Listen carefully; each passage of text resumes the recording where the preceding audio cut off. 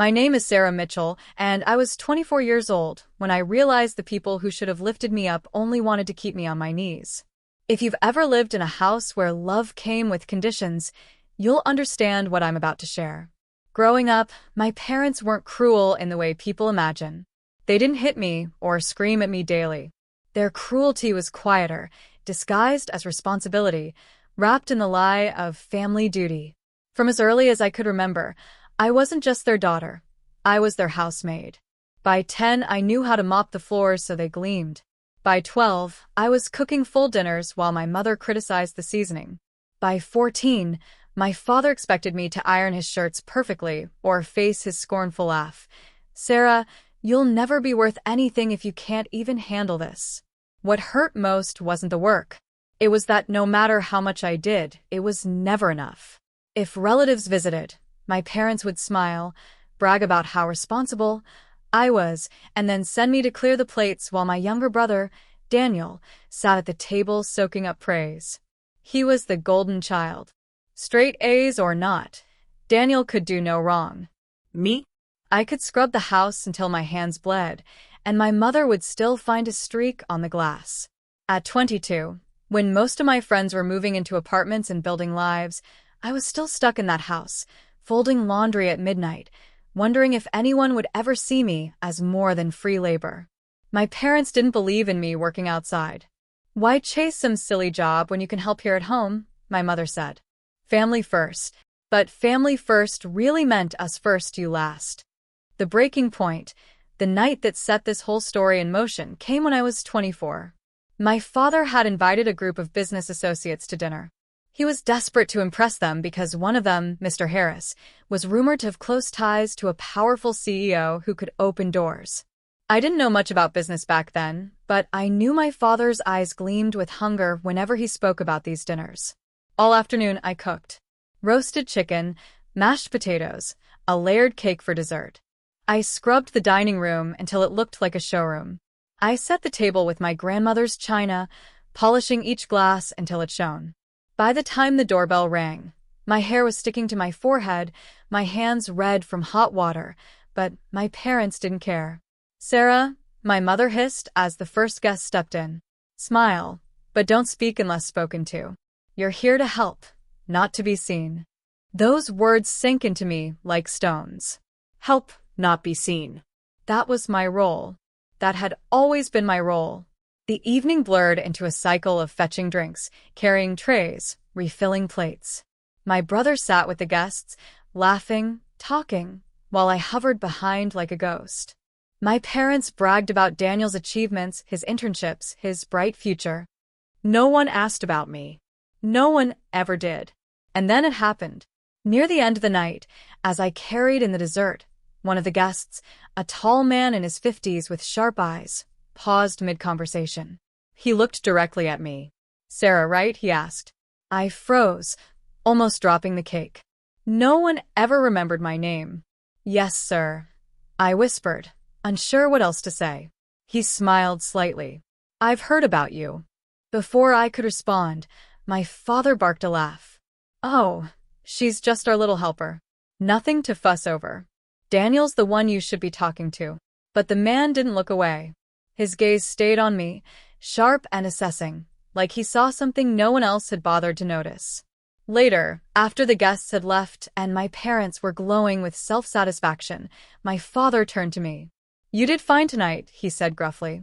"But don't get ideas. No one's here for you. Your background." Background. That word echoed in my mind all night as I scrubbed the kitchen clean. Background, as though I wasn't even part of the story of my own life. What my father didn't know was that the man who had noticed me, his name was Charles Harris, wasn't just a random associate. He was the trusted partner of the very CEO my father was desperate to impress. And in that one glance, he had already seen something my parents refused to acknowledge, that I wasn't invisible. But I didn't know that yet. At the time, all I knew was exhaustion. I crawled into bed with aching arms and a heart that felt hollow. I wanted to believe there was more for me than this cycle of servitude, but every voice in my life said otherwise. My parents, my brother, even distant relatives, they all saw me as the one who served, not the one who led. Still, deep down, a tiny ember burned. A voice that whispered, "One day, they'll see." I didn't know how or when or even if it was possible. But that ember kept me alive, even in the darkest moments. And it would ignite sooner than I ever imagined. Because within weeks, the same man who had looked at me across that dinner table would call me something no one had ever dared to before. Not maid, not helper, not background, but boss. The morning after that dinner, my parents behaved as if nothing had happened. My father strutted around the house, bragging about how impressed his guests had been, how Daniel had carried himself like a real man of business. My mother nodded proudly, already planning the next dinner to showcase her perfect son. And me? I was back in the kitchen, scrubbing pans blackened from the roasted chicken, my arms sore, my hair tied messily out of my face. My father passed by once, glancing at me, and said with a smirk, "Good work, Sarah.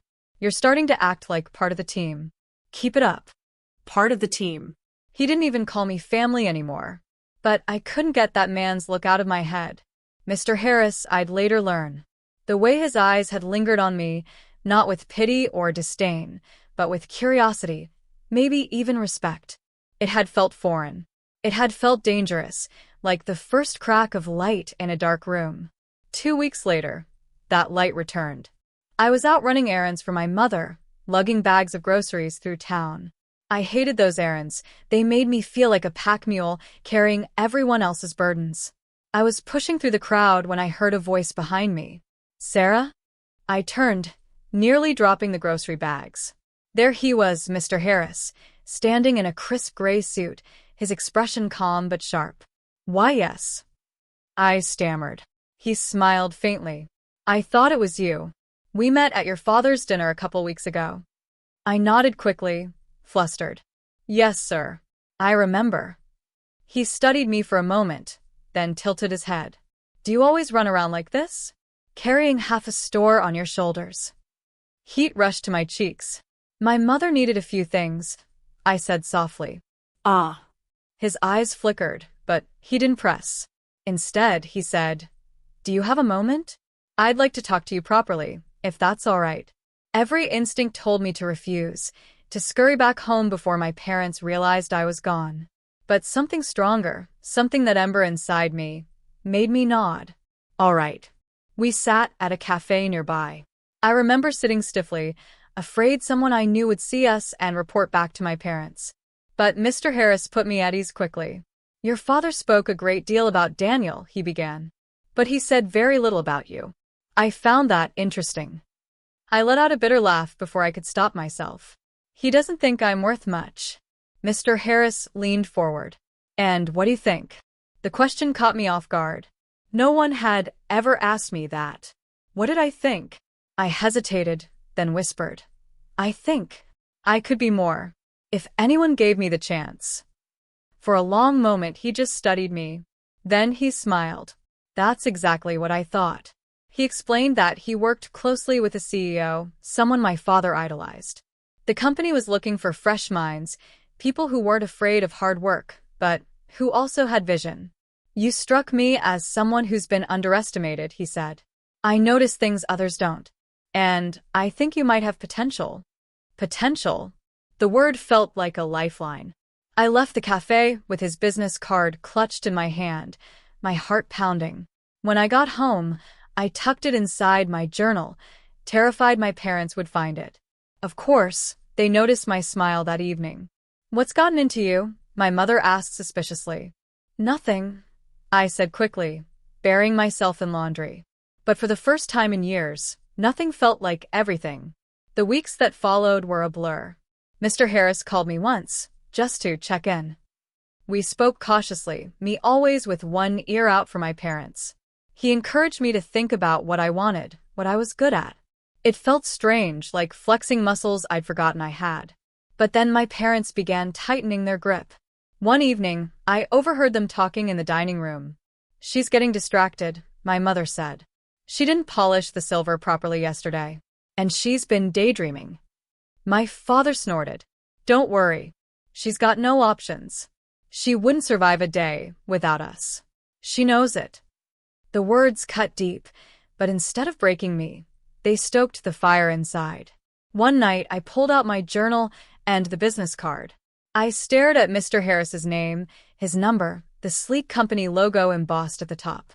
My hands trembled as I whispered to myself, maybe I don't have to survive on their terms. Still, fear was a heavy chain. What if I failed? What if my parents were right? What if Mr. Harris was wrong about me? The breaking point came when my parents hosted another dinner. Once again, I cooked, cleaned, and served while Daniel basked in the spotlight. This time, though, my father was almost giddy. "The CEO himself is coming," he whispered to my mother, not knowing I overheard.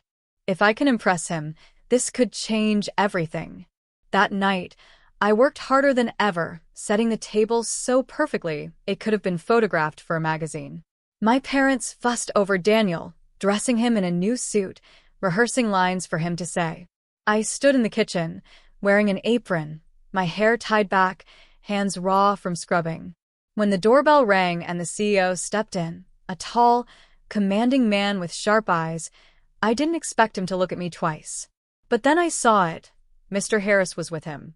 And when his gaze met mine, he gave the faintest nod, like a silent promise.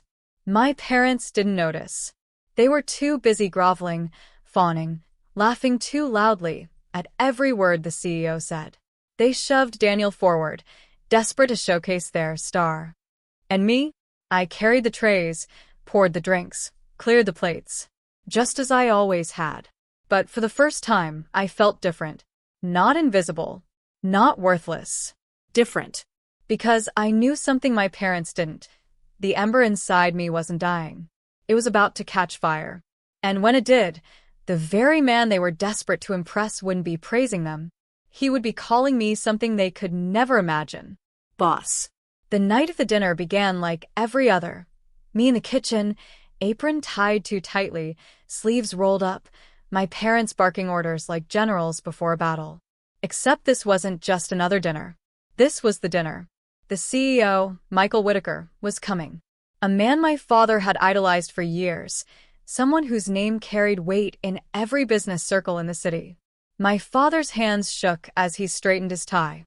My mother wore her best dress, a sharp smile plastered across her face. And Daniel, of course, was the centerpiece.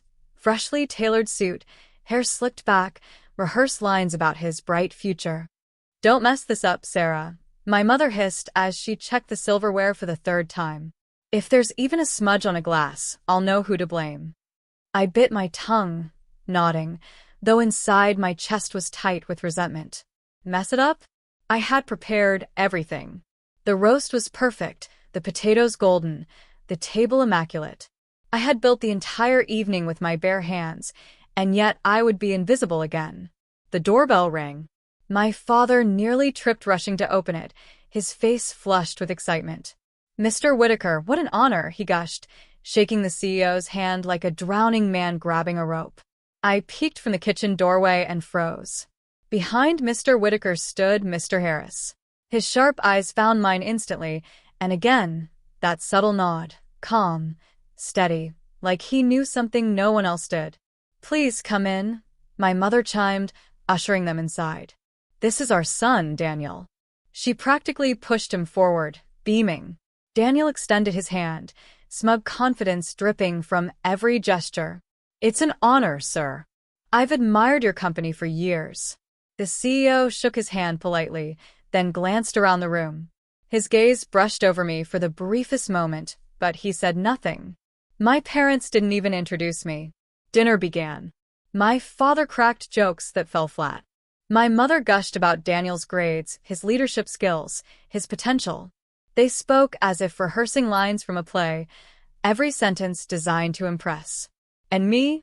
I floated in and out of the room, serving dishes, refilling glasses, clearing plates.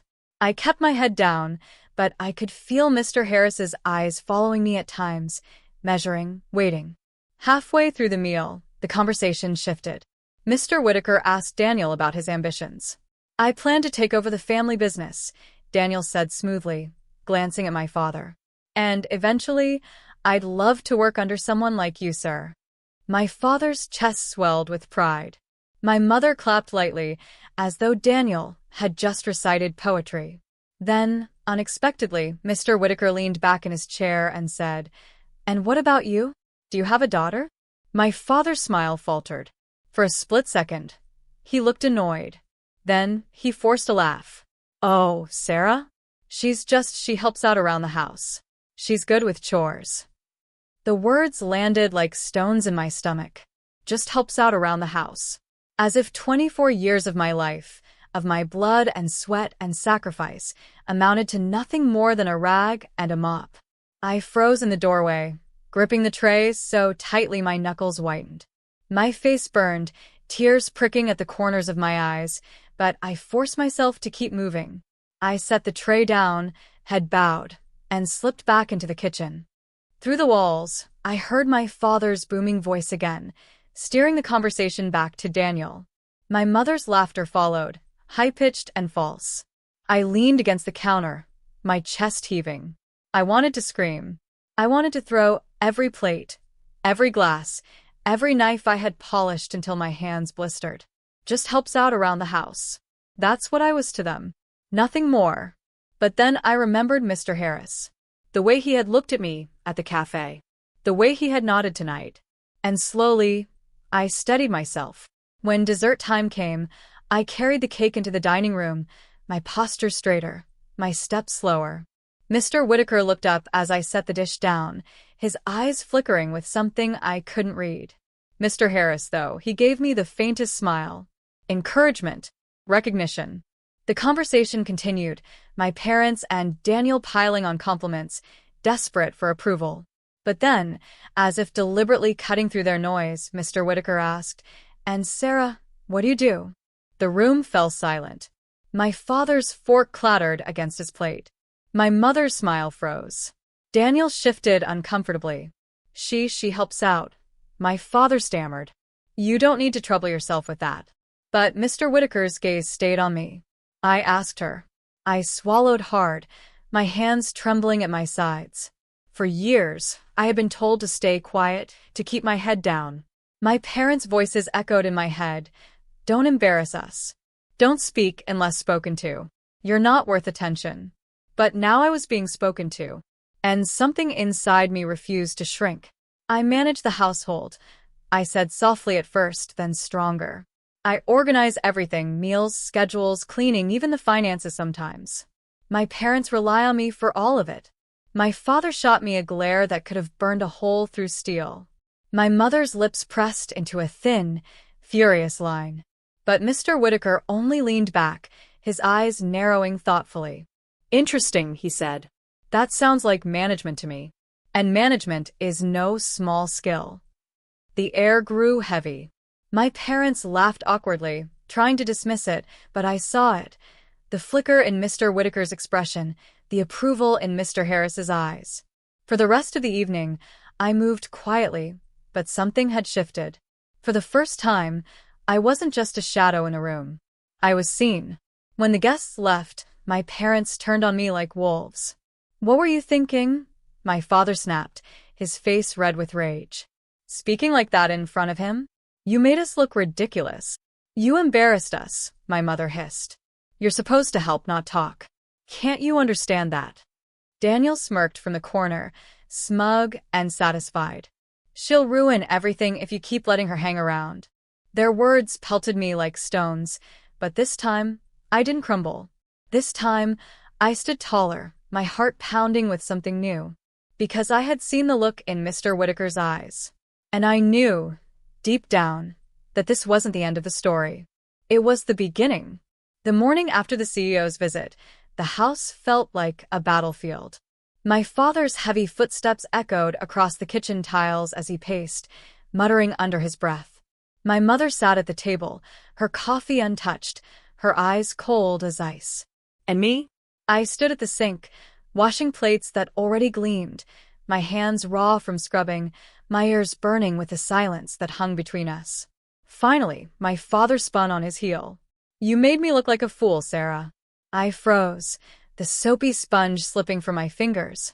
"You think anyone cared about your little speech?" he snarled. You sounded pathetic, like a desperate maid trying to act important. My mother's voice cut in, sharp as glass. We told you not to speak unless spoken to. And when you were spoken to, you embarrassed us. Do you know how hard your father has worked to get Mr. Whitaker to our table? Do you? My lips trembled, but I managed to whisper. He asked me directly. What was I supposed to do? Stay silent. Yes, my father thundered. Exactly that. Silence is your role. You're not Daniel. You're not the future of this family. Your background. That word again. Background. I bit my lip until I tasted blood, holding back the tears that threatened to spill. Because I knew if I cried, they'd smirk, they'd call me weak, they'd tell me I was proving them right. Daniel strolled in, hair messy from sleep, but smugness intact. Don't worry, Dad. Mr. Whitaker clearly saw who the real star was. He won't waste time on Sarah. They all laughed then, my father, my mother, my brother, as if I weren't standing right there, as if I were invisible again. But I wasn't invisible anymore. I couldn't be. Not after the way Mr. Whitaker had looked at me. Not after the faint smile from Mr. Harris. For the first time in my life, someone outside these walls had seen me. And that spark was enough to keep me standing when all I wanted to do was collapse. The following days were worse. My parents tightened their control, as if they sensed I was slipping through their fingers. My chores doubled. Every mistake, real or imagined, was magnified. My father barked at me constantly. Wipe harder. Cook faster. Stop daydreaming. My mother hovered over me, nitpicking everything from how I folded laundry to how I set the table. At night, I collapsed into bed, exhausted, my body aching, my mind spiraling. But each time I closed my eyes, I saw Mr. Whitaker's face, heard his words. That sounds like management to me. One evening, a week after the dinner, the phone rang. I was in the hallway, dusting picture frames, when I heard my father's booming voice shift into something smoother, almost oily. Mr. Harris. What a surprise. Yes, dinner was wonderful. Daniel was excellent, wasn't he? The CEO was impressed, I could tell. I froze, my heart hammering. Mr. Harris. I couldn't hear everything, but I caught enough. My father gushed about Daniel, about opportunities, about how their family was ready to be part of something bigger. And then, after a pause, his tone darkened. Sarah? Oh, she's nothing to worry about. Just a helper. She doesn't have the head for business. Don't let her distract you. My chest burned. He was cutting me out, erasing me. When he hung up, he caught me in the hallway. His eyes narrowed. Don't think you can worm your way into this. Harris called because of Daniel, not you. If I catch you meddling, you'll regret it. I nodded quickly, biting my tongue. But inside, fury raged. Later that night, when the house was quiet, I crept into my room and pulled out the card Mr. Harris had given me.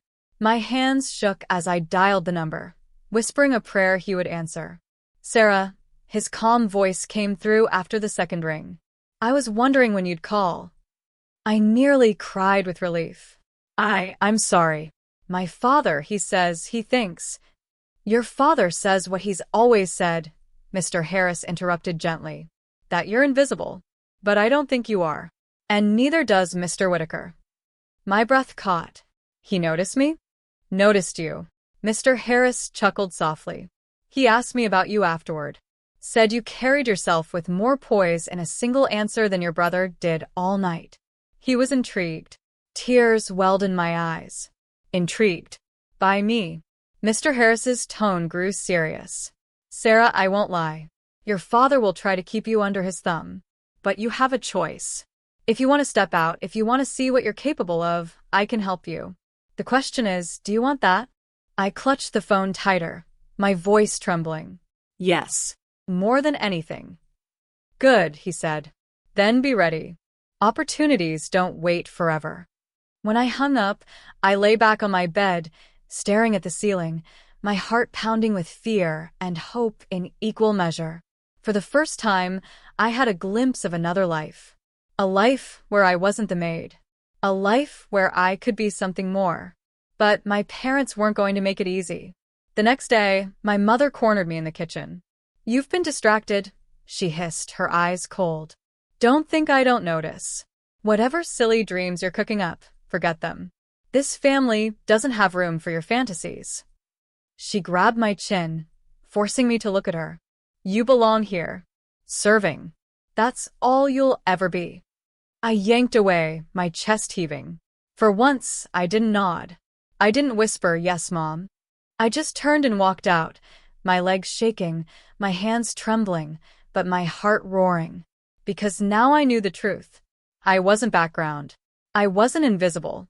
And one day soon, the very people who had chained me to this house, who had used me, belittled me, erased me, those same people would watch me stand in the light. And they wouldn't be able to call me Maid anymore. They'd have to call me something else. Boss. The weeks that followed felt like living with a chain around my neck, one my parents yanked tighter every time I tried to breathe. They had sensed something shifting, though they didn't know exactly what. My father barked more orders than ever. My mother invented chores just to keep me busy. Daniel smirked constantly, smug in his role as the future. One night, as I scrubbed the kitchen floor on my knees, my father loomed above me. "Don't get any ideas about Mr. Whitaker," he sneered. "He's not for you. He's for Daniel. You wouldn't last 5 minutes in his world." I bit my tongue, my knees burning against the tiles, my pride bleeding. But even as I scrubbed, I thought of Mr. Harris's words, "Opportunities don't wait forever." And then one evening, opportunity knocked, literally. I was folding laundry when the doorbell rang. My father, Daniel, and my mother were still out at some networking event, so I answered. Standing on the porch was a courier in a crisp uniform holding an envelope. "For Sarah Mitchell," he said. I froze. "Me?" "Yes, ma'am. Signature, please." My hands shook as I signed. When I closed the door, I stared at the envelope like it might vanish. My name, was written across the front in bold, elegant handwriting. I tore it open with trembling fingers. Inside was a formal letter. The header bore the logo of Whitaker Enterprises. "Miss Mitchell, it was a pleasure meeting you recently. Mr. Harris has spoken highly of your abilities and potential. We would like to extend an invitation for you to visit our offices and meet with members of our leadership team. Please contact us at your earliest convenience to arrange a time." Signed, Michael Whitaker, CEO. My vision blurred with tears. He saw me. He wanted to meet me, not my father, not Daniel, not the family name. Me. But joy quickly turned to fear. If my parents found this letter, they'd destroy it. They'd forbid me from going. They might even lock me in this house. So I hid it. I slipped it between the pages of my journal and buried it deep under my mattress. The next morning, as my parents returned from their event, my father grumbled about Daniel not networking hard enough. My mother fussed over his tie. No one noticed the secret pounding in my chest, the fire growing stronger with every passing second. That week, I made my choice. I called the number in the letter and arranged a meeting. When the day arrived, I lied to my parents. The grocery store was out of flour. I told my mother, "I'll walk to the next town over and check."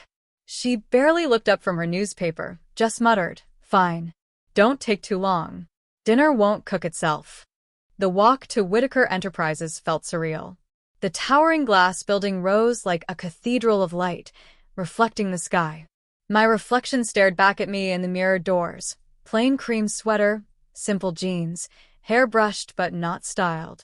I looked nothing like the powerful people rushing past me. I almost turned back. But then I remembered my father's words. You wouldn't last 5 minutes in his world. And I pushed the doors open. Inside, I was greeted by sleek marble floors, polished steel elevators, and a receptionist who smiled warmly when I gave my name. "Of course, Miss Mitchell. They're expecting you. They're expecting me." Moments later, I was ushered into a conference room. Mr. Harris rose to greet me, his smile genuine. "Sarah. You came." And then, from the other end of the table, Michael Whitaker himself stood. The CEO. The man my parents worshipped. His presence filled the room, calm but commanding. "Miss Mitchell," he said, extending his hand. "I'm glad you accepted my invitation."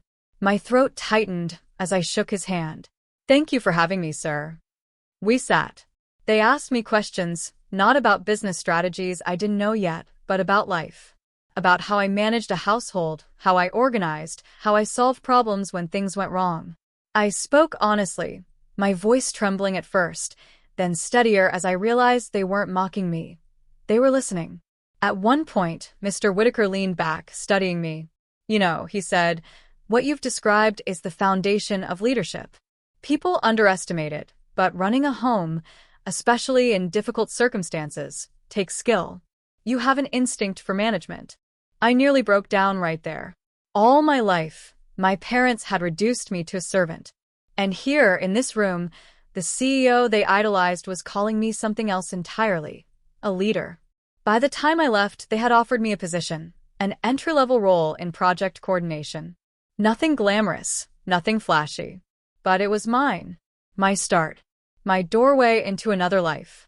I walked home that evening with the letter of confirmation clutched to my chest, tears streaming down my cheeks. But reality hit as soon as I stepped through the front door. My father was waiting, arms crossed, eyes blazing. "Where the hell were you?" I froze. I told Mom. I went to the next town for flour. "Don't lie to me," he snapped. "You were gone for hours. Where are you hiding?" My heart raced. If he found the letter, it was over. "Nothing," I whispered. "I just walked too far."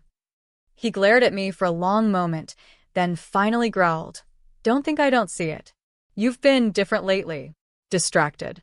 If you mess this up for Daniel, you'll regret it." I nodded quickly, retreating to my room. Once the door was shut, I collapsed on the bed, clutching my confirmation letter. My father's threat echoed in my mind, but so did Mr. Whitaker's words. "You have an instinct for management." For the next few weeks, I lived a double life. By day, I was still the maid, scrubbing, cooking, bending under my parents' commands. By night, I studied, trained, prepared for my new role. Mr. Harris mentored me, teaching me the basics of corporate structure, leadership, communication.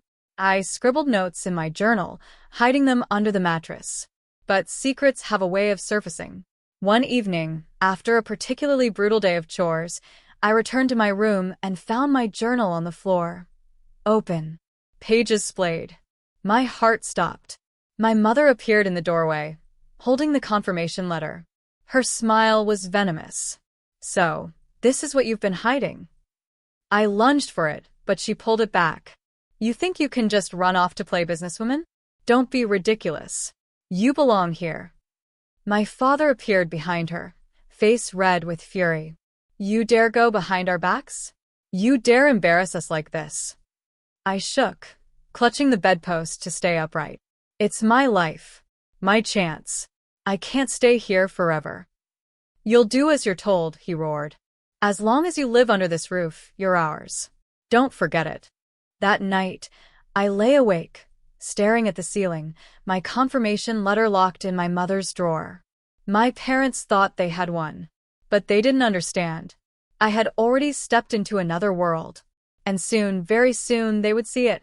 Because the day was coming when I would walk into a room they could never enter, stand before the man they worshipped, and be called something that would shatter their illusion forever. Boss.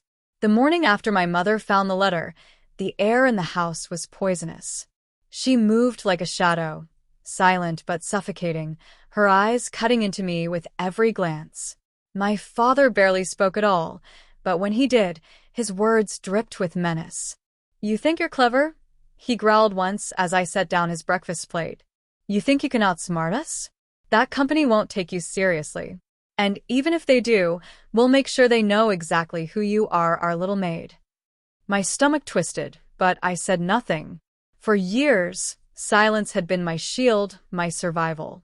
But this time, silence wasn't submission. It was strategy. I already had a plan. 2 nights later, when my parents went out to another networking dinner, I snuck into my mother's room. My hands shook as I opened her drawer, rifling past jewelry boxes and scarves until I found it, the confirmation letter, folded neatly, locked in a plastic sleeve. I slipped it out, pressing it against my chest like stolen treasure. Back in my room, I tucked it safely into my backpack. Then, before fear could drag me back down, I whispered to myself, "This isn't theirs. It's mine." The next morning, I told my parents I was visiting a friend from school. My mother scoffed, my father snorted, but they didn't stop me. They were too convinced I had no real friends left, too arrogant to believe I could have a life beyond their reach. I took the bus into the city. The Whitaker Enterprises building loomed ahead, its mirrored windows gleaming in the sun. My palms were sweaty as I pushed through the revolving doors, but the receptionist smiled when I said my name. "Welcome back, Miss Mitchell." Miss Mitchell. Not maid. Not helper. Miss Mitchell. Upstairs, Mr. Harris greeted me with his usual calm warmth. "I was worried you wouldn't make it," he said. "My parents found the letter," I admitted, voice low. But I couldn't let them stop me. He nodded approvingly. "Good. Because Mr. Whitaker wants to see you." When I stepped into the CEO's office, I expected cold formality. Instead, Michael Whitaker rose from behind his desk and shook my hand firmly. Sarah. "I've been looking forward to this." We talked for over an hour. He asked about the skills I'd honed at home, not just chores, but problem-solving, time management, balancing responsibilities. I told him how I'd managed household budgets, handled crises when bills were overdue, even negotiated with repairmen. He listened intently, then said something that made my breath catch. "Do you realize you've been running a small operation your whole life? That's leadership, Sarah. That's resource management, people management, crisis management. Those are skills most people don't learn until their first management job." I blinked, fighting tears. All my life, those tasks had been framed as servitude, humiliation. And here in this office, they were being recognized as proof of my capability. By the end of the meeting, Mr. Whitaker made it official. "We'd like you to join our leadership development program. It's competitive, and it won't be easy. But I believe you have what it takes." I nodded, my voice trembling. "I'll work harder than anyone." He smiled. "That's what I like to hear."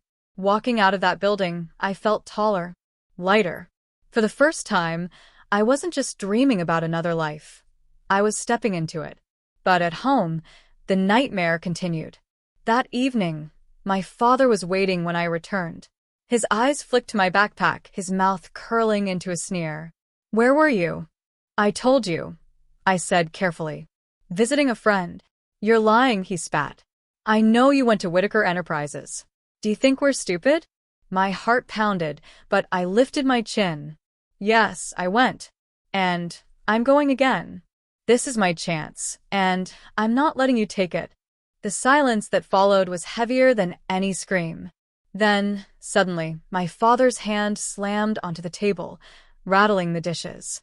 "You ungrateful brat. After everything we've done for you, you'd betray us like this? Everything you've done for me?" My voice broke into a shout before I could stop it. "You've used me like a servant my whole life. You've treated me like I don't matter, like I'm invisible. Well, guess what? I'm not invisible anymore." My mother gasped, her face white with fury. Daniel, lounging on the couch, snickered. "This is pathetic. You think they'll ever call you anything other than Maid?" But inside, I clung to Mr. Whitaker's words. "That's leadership, Sarah." The following weeks were a war zone. My parents tried everything: insults, guilt trips, threats. My father even drove to the company once, demanding to speak with Mr. Whitaker. He came home raging, furious that he hadn't been let past the lobby. "They'll regret crossing me," he muttered, slamming his fists on the counter. But they wouldn't, because Mr. Whitaker wasn't fooled by their act. He had seen through them the way he'd seen through me. Meanwhile, my role at the company grew. I started small, shadowing meetings, organizing projects, but I soaked up everything.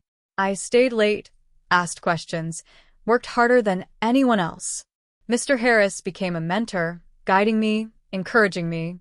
And little by little, people began to notice. "Sarah," they'd say in the office. Not Miss Mitchell, not Maid. Just Sarah, like I belonged. Then came the night everything collided. My parents decided to host yet another dinner party, this time to repair their reputation with business associates after rumors spread about my new position. My father invited anyone who would listen, desperate to prove his family was still powerful. I had no intention of attending until Mr. Whitaker himself called me. "Sarah," he said, "your parents extended an invitation to me for this dinner. Normally, I wouldn't go, but I think it might be instructive." My stomach flipped. Instructive. For who? For me? Or for them? When the evening arrived, I walked into that dining room not as their maid, but as an employee of Whitaker Enterprises, dressed in a modest but professional outfit Mr. Harris had helped me choose. My parents froze when they saw me. "What are you doing here?" my mother hissed. "I was invited," I said simply. Before she could argue, the doorbell rang. Mr. Whitaker entered, commanding the room with his presence. My father practically tripped over himself, bowing and scraping. Daniel beamed, sliding into his seat, ready to bask in attention. The dinner began. My parents played their parts, fawning over Daniel, dismissing me whenever I spoke. I stayed quiet, patient. And then, halfway through, it happened. Mr. Whitaker set down his fork and turned to me. "Sarah, would you explain the progress of the project you've been coordinating for us?" The room went still. My father's smile faltered. My mother's fork froze halfway to her mouth. Daniel's smirk disappeared. All eyes turned to me. And in that moment, I felt the weight of every floor I had scrubbed, every insult I had swallowed, every tear I had cried. I lifted my chin, my voice steady. "Yes, Mr. Whitaker," I said, and I began to speak, not as their maid, but as myself. The silence after Mr. Whitaker's questions stretched long enough for me to hear the faint ticking of the grandfather clock in the corner. My parents were frozen in disbelief, Daniel staring at me as though the world had tilted on its axis. But inside, I was calm. For the first time in my life, calm. I set down my napkin, folded my hands on the table, and met Mr. Whitaker's steady gaze. "Yes, of course." And then I spoke. I described the project I had been assigned to coordinate, breaking down timelines, deliverables, and how I had reorganized a failing workflow into something efficient. I explained the problem-solving process, how I handled conflict between team members, and the way I balanced budgets so resources weren't wasted. At first, I felt the tremor in my voice, but as I continued, something remarkable happened.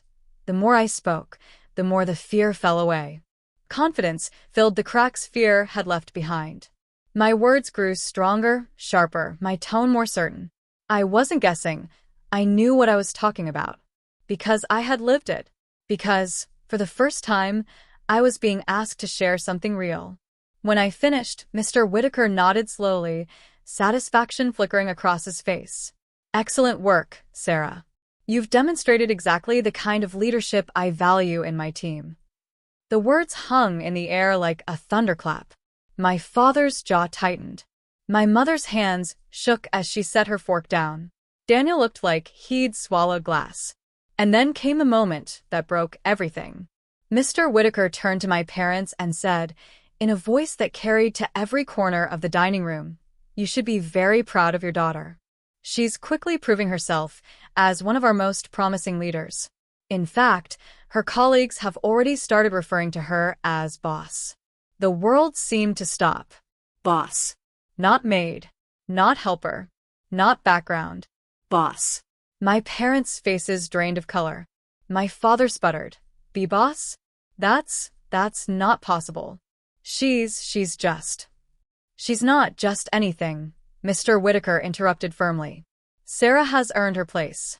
And from what I've seen, she has more natural leadership than most people I've met in years." Every eye at the table turned toward me. And in that moment, I felt taller than I had ever been. Stronger. Scene.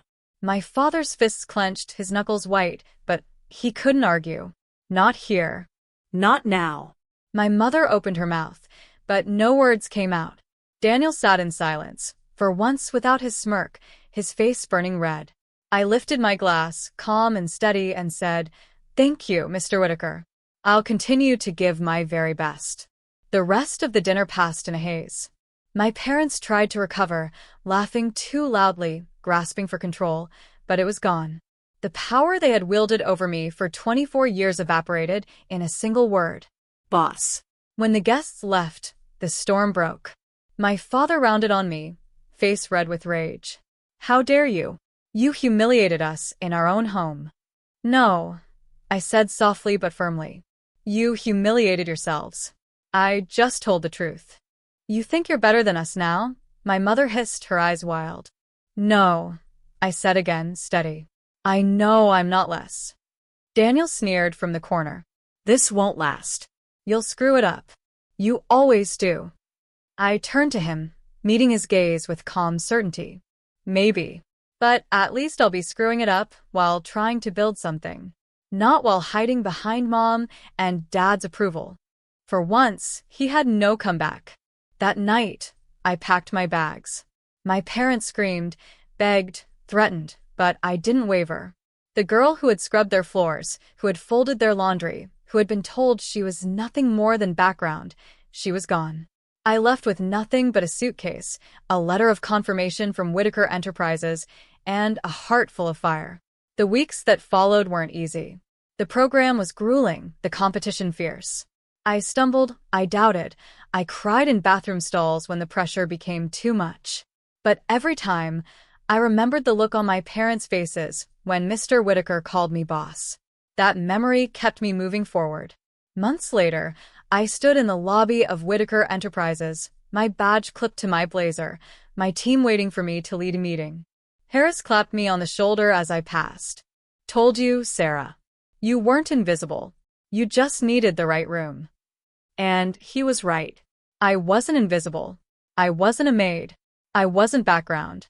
I was boss. Sometimes, late at night, I think about my parents. I wonder if they sit around their dinner table, whispering about the daughter who slipped through their grasp. I wonder if Daniel still smirks, pretending he didn't lose the role he thought was his birthright. But then I remind myself, it doesn't matter. Because their voices don't define me anymore. What defines me is the choice I made the night I walked out of that house, the decision to believe in myself when no one else did. My parents wanted a maid. The world saw a boss. And in the end, that's exactly who I became.